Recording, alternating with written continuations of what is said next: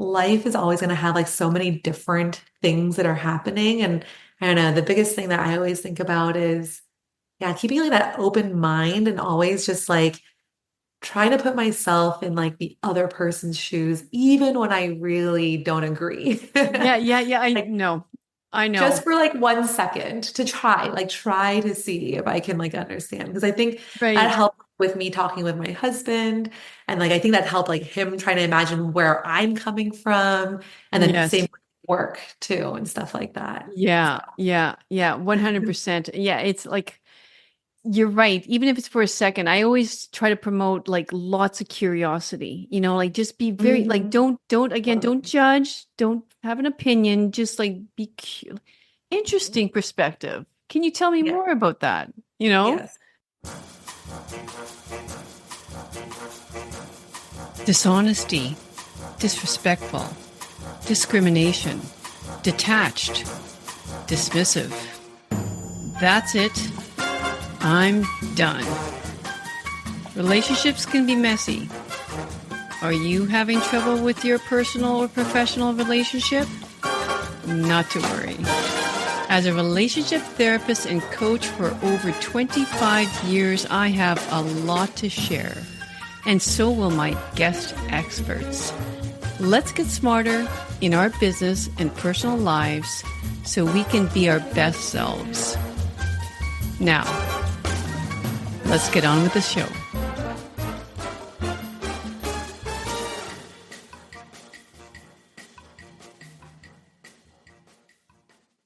So today, well, I always say I have a special guest. I know, but I do find everybody so special.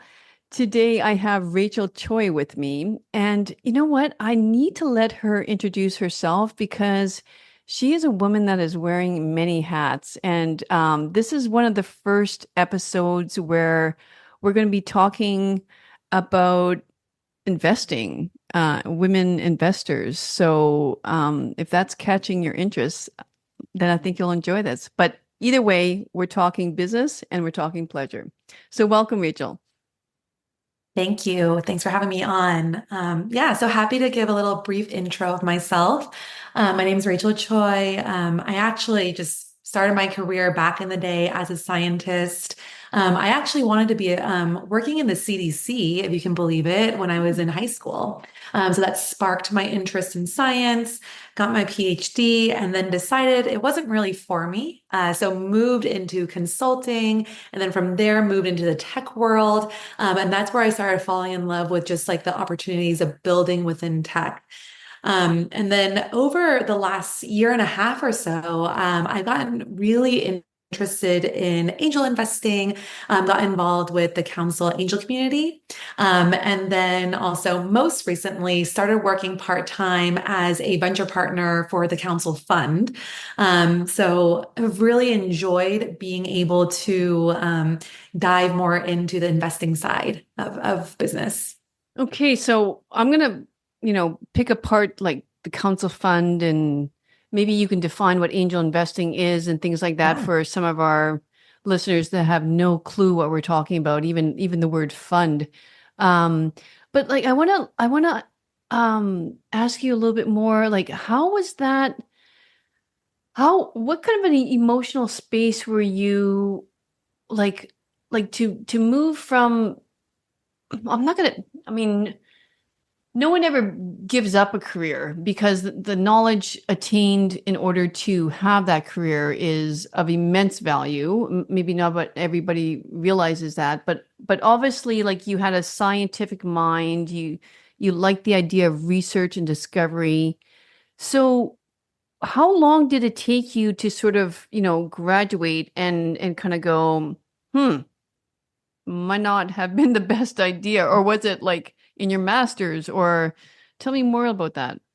Yeah, such a great question. It was for me the loneliness of working in a lab. So probably when I got my master's, which was about 2.5 years into my PhD, I kind of knew like, okay, I do want to still get my PhD because I do think that can be incredibly valuable. I'm learning so much on like the critical thinking and the research and design aspect of things that I can bring it to other parts of my career long term. Um, but I definitely just felt like I wanted to not be so isolated in the Hmm. daily work that I'm doing. And a lot of the work I was doing in research was alone, right? I was designing the experiments alone. I had a guidance of my professor, of course.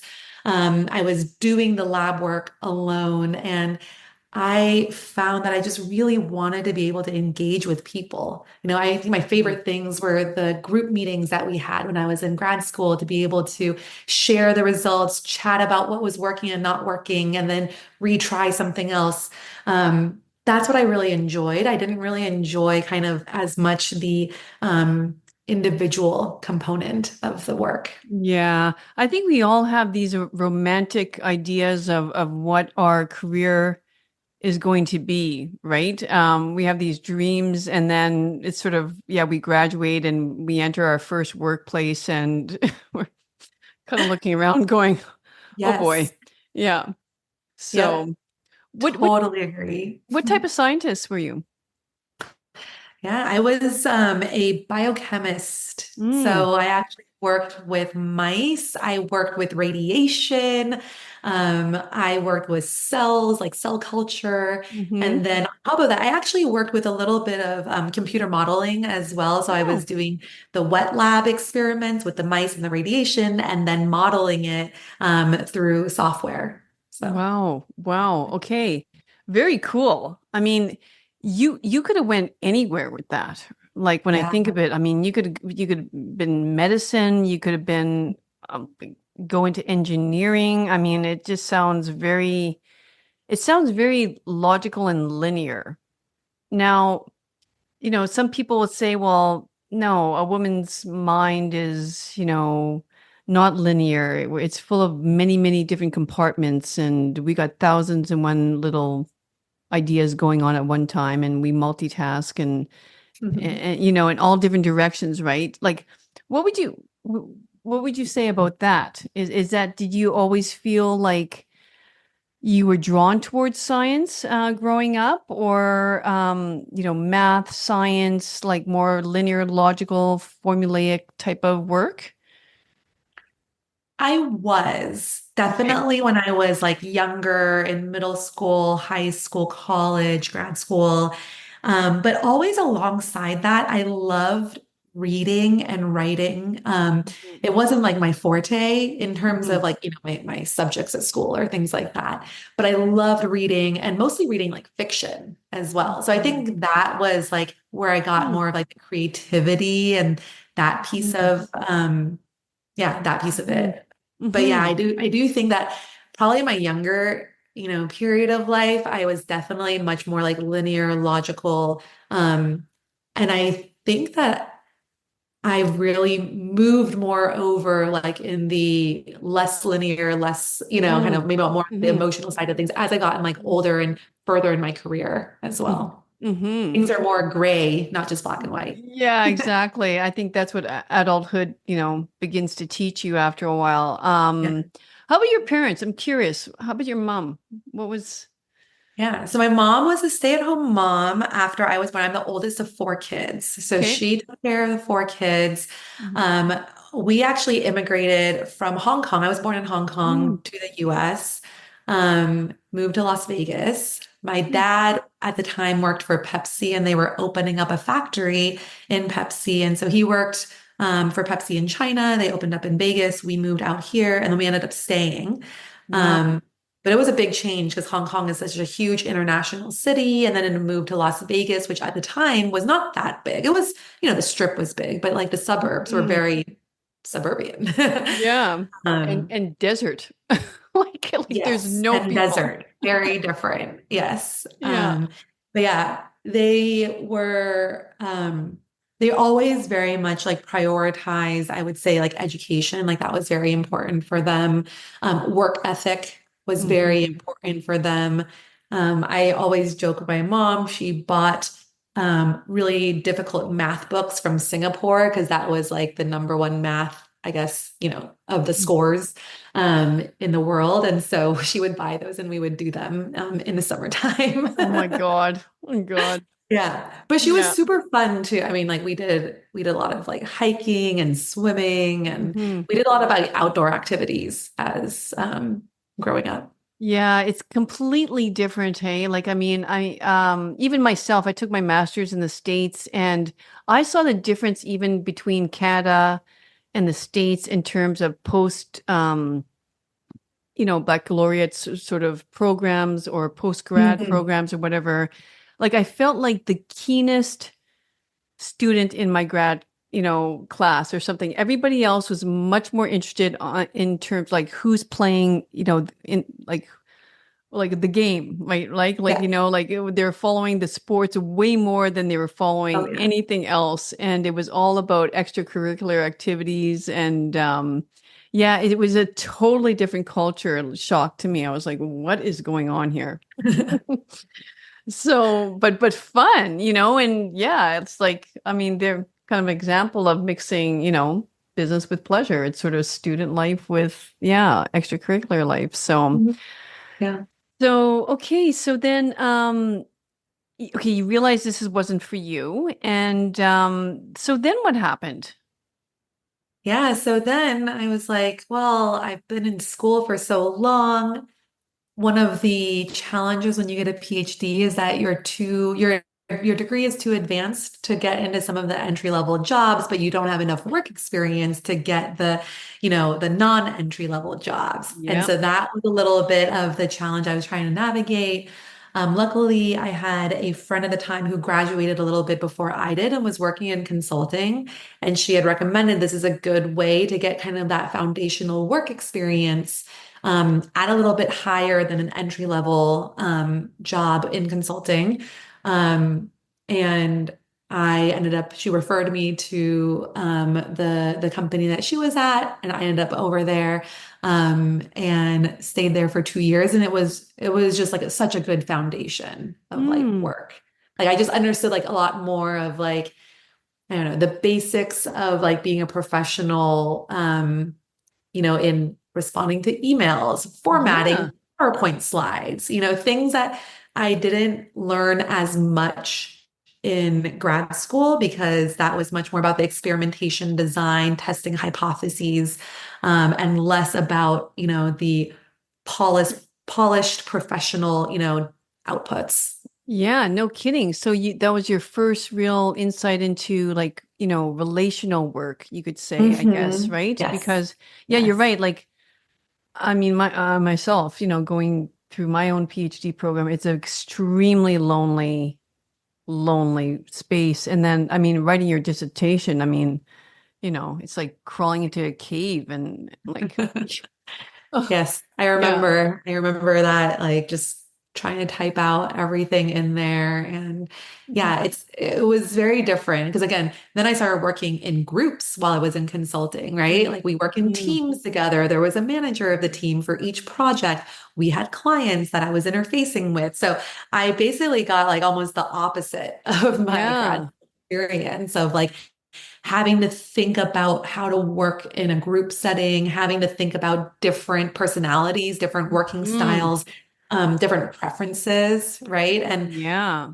learning what is like a standard in terms of expectations versus what is just like nitpicky preferences and learning for myself, like what do I want to hold my professional standard to as well. Mm. Um, Mhm. yeah, it was very different for Yeah, sure. but all of those skills are so important when you think about like collaboration and like you say teamwork. We're all on the same mission. Yes. Um, but you have a different perspective than I do, but I need to try to do my best to understand that perspective and not just dismiss it, right? Like Yes. um it's essential, when you think of Totally. it. Yeah. And And now looking back, I feel like I wish I knew more of that when I first started. Because, of course, I was young. I was like, oh, I'm pretty smart. I know like mhm, what good should look like, things like that. mhm, I probably didn't have as much empathy as I could have for kind of like that teamwork and other people's perspectives and our clients' perspectives. I think I grew that a lot, like, during my first job, second job, third job, even to now, really. Yeah, exactly. And yeah, I mean, I would never do it the same that I did it before either. Like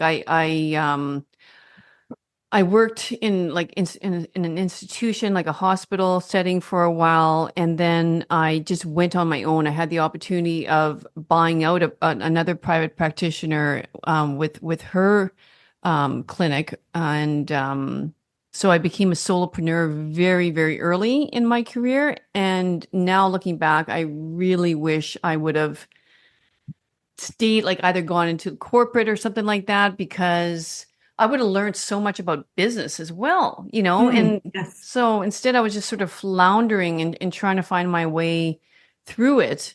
But anyway, how would you describe yourself now, in terms of personality? Would you say you're more extroverted, or you're still a bit introverted, or Yeah, I think I'm definitely more extroverted. Mhm. I really, again, I think that's why I stayed kind of like, yeah, not in consulting, but I stayed always kind of like in client services, relational type of businesses, always on kind of the commercial side of tech and working with customers, thinking about like their needs and then how to voice those with like internal stakeholders.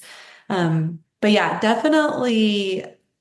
It's funny because my husband always laughs at me that I used to be much more cold and very like, oh, like this is how it should be. This Yeah, is not how it should be. And now yeah, I'm much more like, oh, well, it really does depend. And I truly believe that now. I used to kind of hate when people say, well, it depends on this. It's, in right. this, maybe it's like this, but in this case, not. You really have to think about using your judgment call. And of course, as a ex-scientist, right? Like I was like, Right. no, there is a right answer. There should be a statistically right answer. Exactly. Observation. Yeah. So it's funny. I feel like that has really been probably the biggest change in myself I've seen over the years of, yeah, You just having know, more empathy.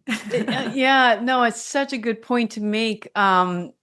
Because yeah, it's definitely a muscle that you need to grow, and the more you practice it, the easier it gets, right? But like as you're speaking there, like I have this couple, and I would say it's a mature couple. They've been married many, many years, and he's in the world of finance.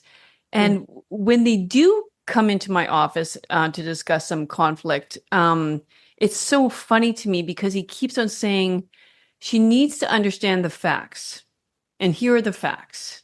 And Yeah, I'm like, no, that no, was I'm me. sorry.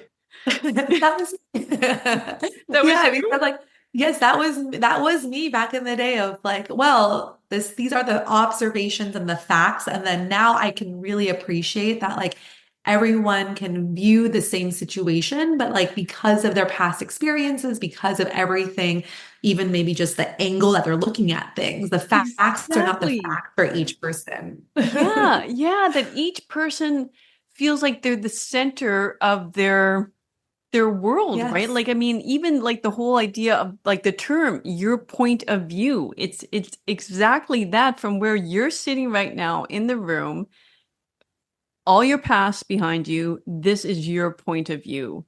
So, Yes. yeah, so we can't be so absolute in our decisions. Yeah. I know. I think what you're speaking about there is being very opinionated, and I think that becomes a real ego quest or pursuit, or grooming of the ego when one becomes very, very opinionated. It's this way and you're Mhm. wrong, and this is why you're wrong. Yeah. Yeah, you can see sort of a need to control your environment, when you hear a person speak like that rather than Mhm. be open-minded. Yeah. Yeah.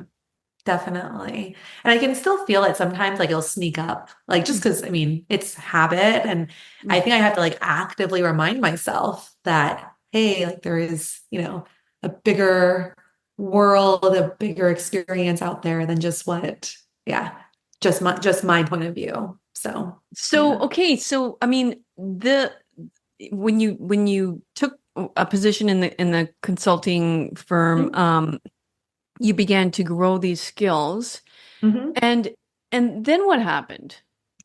Yeah, so then I was like, well, I don't know if I want to stay in consulting forever. It just for me, it was like, it's just my first job. Is this what I want to do? Mhm. Um, How old are I you, think by the way, at that point?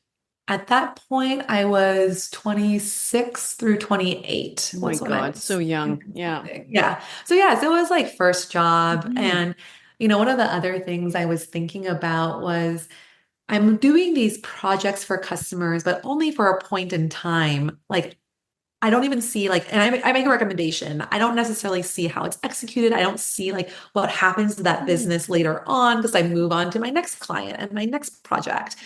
So I was like, okay, maybe I should work actually on like the industry side of things and see what it looks like to build like a business that's, not a consulting or professional services business. And obviously being based in San Francisco, I was like, there's lots of tech. I didn't want to work for a big tech company at the time. I wanted to kind of like see what it looked like to build from the ground up or from a smaller company to a bigger company. And actually, my roommate at the time, one of my close friends still, she's in venture. She introduced Mm. me to different, startups and things like that, and in that ecosystem. So I was already kind of getting that taste of it through my roommate at the time. But yeah, I reached out to one of the founders of a startup. They were in their Series B. I joined, I think it was about 40 people at the time, and joined on their customer success team. Okay, so I mean, I wouldn't like, I don't think anybody necessarily knows. I mean, everybody, I think, listening knows what a startup company is and what a Mm. founder of the startup company is. Yeah. But what does customer success like? Yeah. That is a good question because it's a new profession. Or a newer profession. It started up when like this function started up when software as a service became a thing. So Mm. when there were companies like Salesforce or think about like other like software companies, but they also provide services on top of that, like not just by like the license itself, but then ensuring that you're getting the value from the license. And so customer success was this function where you would interact with the customers and then your key stakeholders and showcase to them, hey, you bought this license from us and you're getting so much value, so you should continue renewing your subscription with us. Okay. Yeah. So it's like customer support in a sense, but well, how would you say it? I mean, not that you probably ever worked in customer support in any other industry except maybe, Yeah. What's like the difference kind of? I think like it's interesting because sometimes customer success encompasses customer support within there, but it's not just about making sure that their product is working, right? I think about customer support as like, hey, if something's wrong with the product, can you fix it for Oh, me? right, right, Right. right. And Yeah. customer success would be, okay, well, your product is working, you're getting value, and here's the ROI that you're getting. Yes, you're spending maybe 100K a year on this subscription with us, but you are getting 200K worth of Mm. value, right? Like we want to show them like the Yeah. ROI that they're getting. Either maybe they're getting operational efficiencies, cost savings, other like pieces of value, essentially. So it's a little Yeah. bit more proactive, I would say, from Oh, that point. It's not really reactive, like the product is not working. Please help me fix it. okay. So give me an example in terms of, let's say, LinkedIn. Mhm. How Yeah. how how how if you were, working for LinkedIn as customer success. Um, Yeah. Yeah, so LinkedIn, they have just end consumers like you or me who are, mhm. going LinkedIn, but they also work with recruiters at companies, right? And Hmm. recruiters at companies can subscribe to a license. Like we use it, you and I use it for Hmm. free. But the Hmm. recruiters of the company, the company, they pay probably a license to Hmm. LinkedIn to get access to maybe some additional features that are specific to recruiters of like maybe being able to like filter and sort by certain attributes based on the job description that they want. They can post jobs on there, right? They can do Right. lots of other things that are probably recruiting specific. Hmm. And so this license fee, is X amount of dollars. Hmm. And me as a customer success person, I would probably be interacting with that recruiting team or like the head of recruiting or the head of HR of the company who purchased it from LinkedIn. And I'd be like, hey, we were able to find you, a huge pipeline this year. You were able to fill all of your Hmm. spots within, 20 days of posting the job. Hmm. So basically all the metrics that I they might get it. care about, make sure Okay. they know they're getting the value. Okay, yeah, that makes total sense. And good answer by the way, because I just threw in like LinkedIn because I just think everybody knows what LinkedIn is, anybody in Yeah. business. But so yeah, what you're doing is you're sort of doing the analytics for them because they might be too busy doing Hmm. whatever. They And don't it's know. like, yeah, so you're highlighting, yeah, like this is like you don't realize the deal you're getting here, sort of thing. Exactly, Yeah, yeah, exactly. yeah. And I think that's where like some of the scientific brain comes in too, because like really thinking about like the analytics that would be powerful to show value. We have a hypothesis, well, not even a hypothesis. Usually the customers say, hey, we want to hit these success metrics, right? But we might also Hmm. have a hypothesis of what they would find valuable.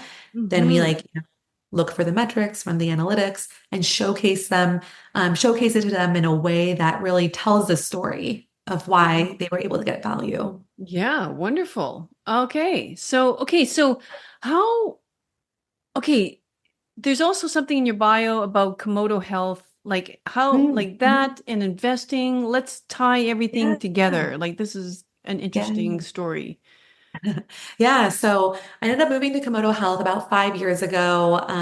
You might have to Uh, describe what Komodo health is. Yeah, so Komodo Health is a healthcare data platform. We basically stitch together patient level data and create a foundational map to just understand, the patient journeys of every single person in the US. It's all data Hmm. de-identified. So it's there's no identifying information, but it's just to know like, hey, I interact with the healthcare system, you interact with the healthcare system. There's claims that are submitted and we're able to stitch that together. And then because we have this rich data set, we're able to then do analytics on it and understand, just the different therapeutic areas and populations based on geography. We can just understand a lot of patterns in Hmm. the healthcare industry. And we build products on top of that pharma companies will buy, biotech companies, healthcare companies, they're interested in just understanding, maybe how many people have a certain disease type, how many Hmm. people are taking this drug that I'm putting out to market. Like we can help Hmm. answer a lot of like those types of It questions. makes a lot of sense, like the demographics and Hmm. yeah, yeah, okay. Yep. So you went from the consulting company to Komodo Health, or Yes, I went actually from consulting to a startup called Science Exchange first, and okay, then I went to Komodo Health. Yeah. okay. And how did you become, well, I mean, I guess yeah, okay. So the roommate is the one that sort of got you into the whole investing. And she Yeah. actually, yeah, she got me into investing, or just the idea of investing because she was an investor. She got me into like the whole idea of startups, and she actually introduced me to the CEO. I'm sorry, that one of the co-founders of Komodo Health, actually. Okay. And Yeah. that's how, yeah, you sort of got the job too, or became Hmm. aware of Komodo Health. Okay. Yes. Yeah. Okay. So networking is very important. Networking is super important. Mm. I think, yeah, all of my roles were because of someone that I had met. I had met like one of the founders at Science Exchange when I was in grad school. I got my job in consulting because of my friend in grad school. Mhm. I got my current job because of my old roommate. So yes, all the relationships were super critical. Yeah, building. Okay. Um, so so you're working for Komodo Health. That's your first, I mean, that's your full-time job. Yes. And and because you're interested in investing, like how did you continue that interest? Yeah, so I was introduced to the council community through, now I'm forgetting who, but someone like in the angel community had Yeah. already either shared it on LinkedIn or I heard Mhm. about it or someone had reached out for me to apply. And I was always kind of like curious about it. I didn't even know that I could angel invest. I thought it would be Mhm. too prohibitive. Mhm. Um, for me to do it just because I didn't even know where to find these deals. There was too many kind of like blockers almost. Like I thought you had to be event, you had to invest like 25, 50, 100K to be like an investor, right? Like Right. into a company. I didn't realize that there was abilities to have smaller kind of like check sizes that are more affordable for me. Right, right. Yeah. Okay, and especially anybody beginning with angel investing, which we should sort of define for people. How would you, like in a sentence or two, define being what it is to be an angel investor? Yeah, so I think an angel investor is someone who is able to invest out of their own money. So it's Mhm. not like, other people's money, which is typically what a VC will Right, be doing. So you're investing your own money, um, and you're able to invest in private companies. So these are companies that are not yet publicly listed, in the stock market. So you can't normally just, buy shares or things like that. You're right. able to invest usually very early on. Mhm. Typically, it's before they have like VC funds investing Right. as well. Yeah, exactly. Okay. Okay, I think that's a great way to describe it. So it's yeah, it's welcoming to like to anybody, like because you're right, the check size can be anything, well, probably Yeah. 500 to 1,000 or whatever. Yeah. Yeah. It can really be any check size. It really depends on the founder and Okay.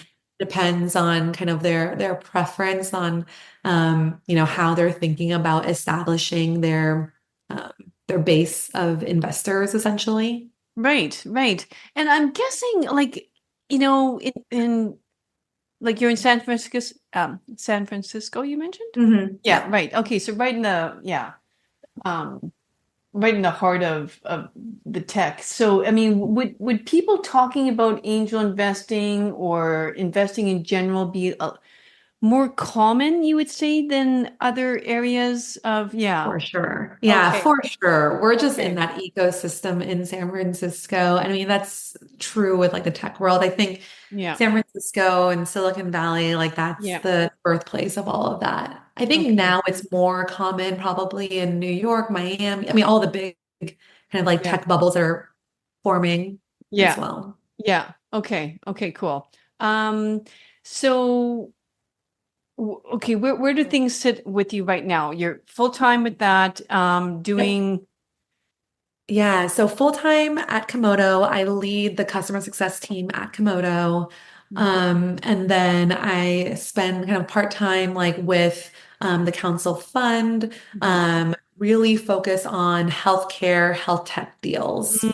Okay, okay, yeah, because that's your specialization. That makes a lot of sense. Yep. Okay, So cool. So, I didn't ask you in all of this, when did you meet your husband? yeah, so I met him actually at my first job in consulting. Oh, He's still in consulting. He stayed at that job. So okay. Okay, cool. Is he, how would you describe his, like linear, like sort of, Oh, yeah, yeah. definitely more linear and very analytically minded.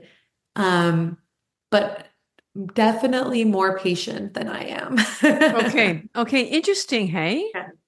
Yeah. Why do you think that is? Like, because I'm gonna say that it's like, we can both hypothesize, but I would say that's not uncommon for a man to be more patient than a woman. Like, we need, and you might say, Luella, that's sort of a question for yourself, but like, we need, we sometimes, I don't know, women feel, I mean, the need to control things a little bit more. Mhm. I almost sense, like, I mean, we're often called that, right? Like the nag, the controller, the, you Yes. know, Yeah.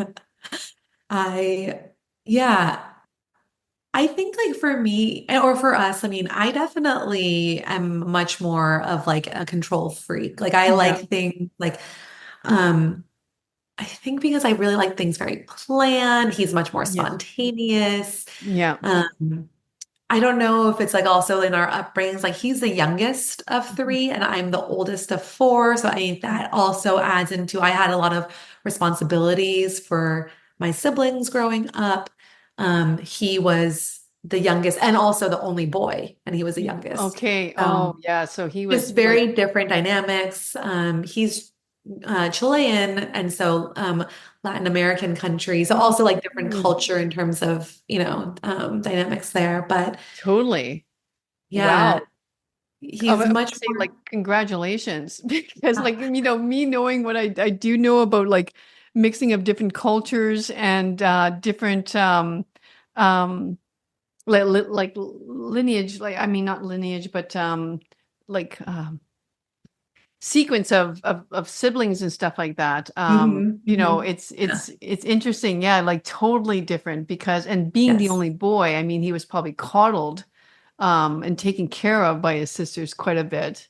Yes. Yeah, Yeah. yeah, Yeah. yeah. So yeah, very, very different. But I think like where we've really like aligned is that we both have very strong like family is important values Mm, because we came from kind of larger families and mm, we still like we both are in each other's like extended family group chats. mm. um and we probably talk to our siblings on an almost daily basis, talk to our parents on a twice a week or weekly basis as well. So family was like a strong, I think, bond in terms of like Yes, that value. So like yes. other things get in the way and we are very different in other ways, but that helped, I think. Yeah, you're Yeah. mentioning something very important there. Like I think, almost anybody can, like I don't believe in a soulmate per se, but I think I mean we really have to look for is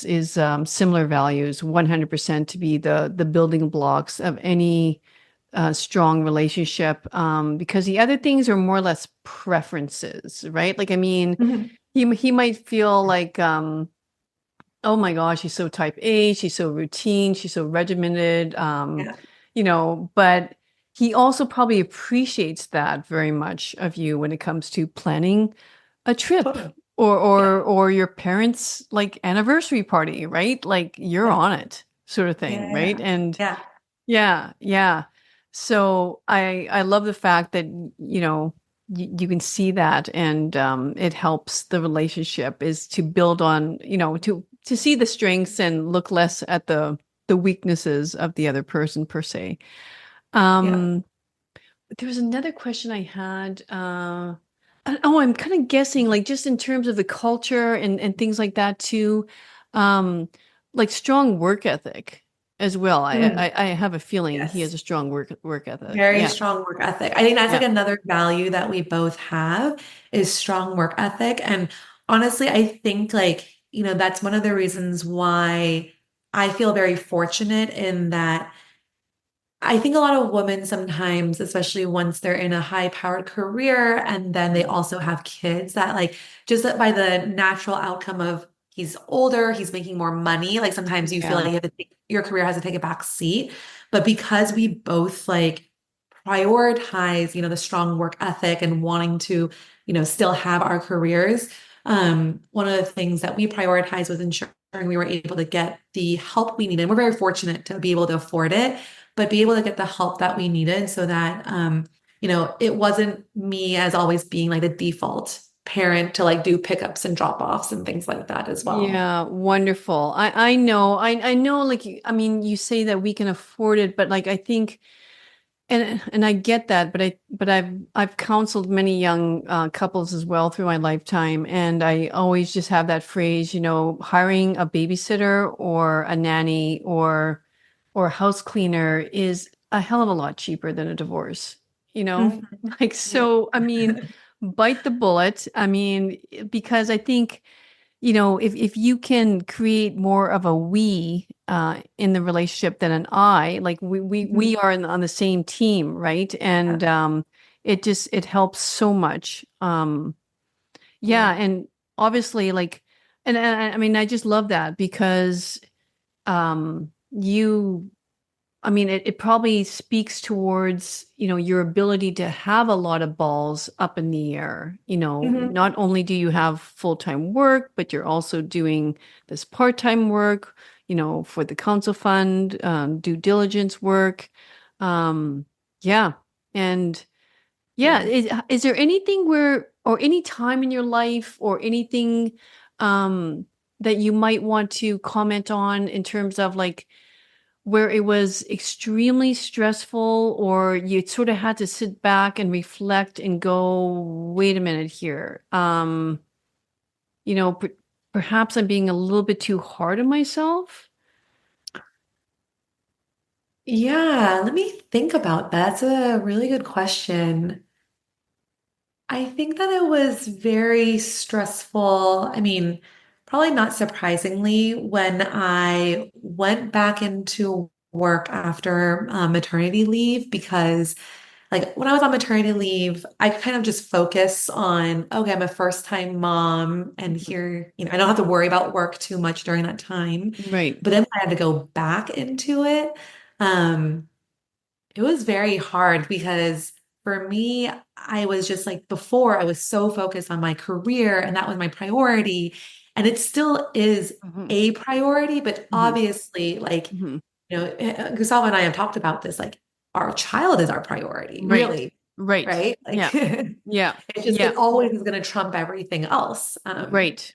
Yeah. So, Yeah, but yeah, but it's okay also to, love your work and be yeah. completely dedicated to your work as well. I mean, I think at the end of the day, you have to say, you know, like you have to ask yourself what really lights me up.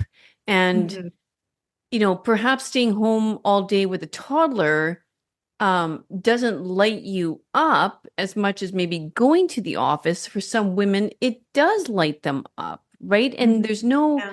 there's no judgment at all. Like, I mean, your child is still your priority. Like, you would drop everything at work in a second if you got the call from the school that your kid fell off the slide Mhm. or whatever, right? I Yeah. mean, like, yeah, I just, I really want to emphasize that like, I don't think women have to feel guilty, if they still do, really love their work Yeah. while still being a mom, right?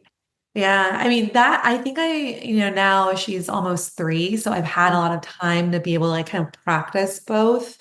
But when I first went back, there was definitely such a mix of like guilt on both sides of like, oh, I Yeah. should be working, oh, I should be parenting, oh, I should be working. It was like the back and forth on that, and yeah, the guilt that I wasn't working hard enough, and the guilt that I was not being a good enough mom, right? Yeah. So No, you're yeah, right. Like your heart is just pulled in completely different directions and you don't know absolutely. what you should be doing. Yeah. Oh, mommy Yeah. guilt, it's the worst. It's the Mhm. absolute worst. And what remind me in the maternity leave, what is it like now in the States? Yeah, so I was fortunate enough, I was able to take um almost 5 months of maternity leave. So that was really nice. And then when I went back, our company is really great where the first month back, we can work just like part-time, like around 25 to 30 hours a week, but we still get our full-time pay. So kind of like helps you ramp up back into it, which was really helpful. Oh, great. Okay. Yeah. I mean, and I don't know if you're aware, but in Canada, it's 1 year. And Oh, wow. yeah, Yeah. yeah. I knew it was less in the States. I didn't realize it was that much less. That's tough. Oh, and 5 months is great compared to I think like some state. I had a friend where I think like she only got maybe 1 month or something. So yeah, Oh so it's really tough in some. I don't gosh. even know, yeah, how How like people do it. Is daycare yeah. subsidized? Like, No, daycare is not no. subsidized. Yeah. No, Oh, it's really hard in the US. Like there's wow. no subsidized daycare. They're trying to get at least like subsidized. So we have like starting from kindergarten on, it is, government, like public schools. But yeah. Wow. Okay. Well, congrats. Yeah. So you have one child? Yes, Yeah. one child. Okay. What's your thoughts about another? I would love to. I think my husband he's like, one is nice and easy, which is probably true. It is very easy, but I think it would be nice to have another because we both had siblings. And so, yeah, so Okay. still under discussion. Exactly. Jury's out. Stay tuned. Yes, Yeah. exactly. Okay. Okay. Rachel, is there anything else that, you'd like to leave the listeners with? I think it's probably just that life is always going to have like so many different things that are happening. And I don't know, the biggest thing that I always think about is, yeah, keeping like that open mind and always just like trying to put myself in like the other person's shoes, even when I really don't agree. Yeah, yeah, yeah. I Like know. I just know. for like 1 second to try to see if I can like understand. Because I think that Right. helped with me talking with my husband. And like I think that helped like him trying to imagine where I'm coming from. And then same Yes. with work too and stuff like that. Yeah, yeah, yeah. 100%. Yeah, it's like you're right. Even if it's for a second, I always try to promote like lots of curiosity, like just be very like Mhm. don't judge, don't have an opinion, just like be interesting perspective. Can you tell me Yeah. more about that? You know? Yes. So, Yes. yeah. Okay, I love that little note you made at the end because it's one of the most important things. Yeah. So, okay. Well, thanks so much, Rachel. And yeah, we'll be in touch. Sounds great. Thank you so much for having me. Okay. Everyone else, we'll see you next week. Bye-bye. Thanks for tuning in to this episode. Remember that you can watch the full episode on YouTube, where I plan to hang out the most. Your feedback and suggestions for future guests are incredibly valuable to me, so please don't hesitate to post a comment. You are an integral part of this journey.